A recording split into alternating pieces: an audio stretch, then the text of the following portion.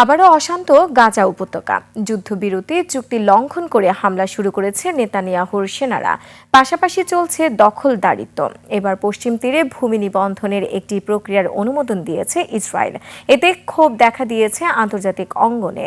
এর আগে যুদ্ধবিধ্বস্ত গাজা উপত্যকা পুনর্গঠনে আন্তর্জাতিক জোট বোর্ড অফ পিস গাজার জন্য $500 কোটি বেশি অর্থ সহায়তার প্রতিশ্রুতি দিয়েছে বলে জানান মার্কিন প্রেসিডেন্ট ডোনাল্ড ট্রাম্প। এদিকে গাজায় শান্তিরক্ষী পাঠাচ্ছে ইন্দোনেশিয়া। আরো জানাচ্ছেন আফসানা নীলা।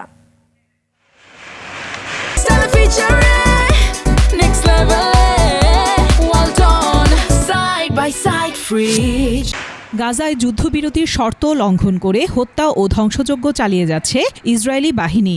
বাড়াচ্ছে দখলদারিত্বের মাত্রা। ভূমি দখলের জন্য হত্যা ও ধ্বংসযজ্ঞের পাশাপাশি জোর করে বসতভিটা থেকে উচ্ছেদ করছে সাধারণ মানুষকে।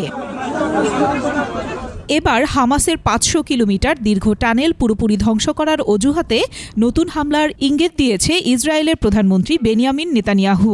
অন্যদিকে পশ্চিম তীরের ভূমি নিবন্ধনের একটি প্রক্রিয়ার অনুমোদন দিয়েছে ইসরায়েল। দেশটির পররাষ্ট্র মন্ত্রণালয় জানিয়েছে, এই পদক্ষেপ আইনি বিরোধ নিষ্পত্তি ও অধিকারের স্বচ্ছতা স্পষ্ট করবে। এদিকে এ প্রক্রিয়াকে জমি দখল হিসেবে আখ্যা দিয়েছেন সমালোচকরা। তীব্র নিন্দা জানিয়েছে আরব রাষ্ট্রগুলো। মিশর, কাতার ও জর্ডান পদক্ষেপটিকে আন্তর্জাতিক আইনের লঙ্ঘন বলে সমালোচনা করেছে। ফিলিস্তিনি পণ্য বয়কটের ঘোষণা দিয়েছে ইউরোপের বিভিন্ন দেশ।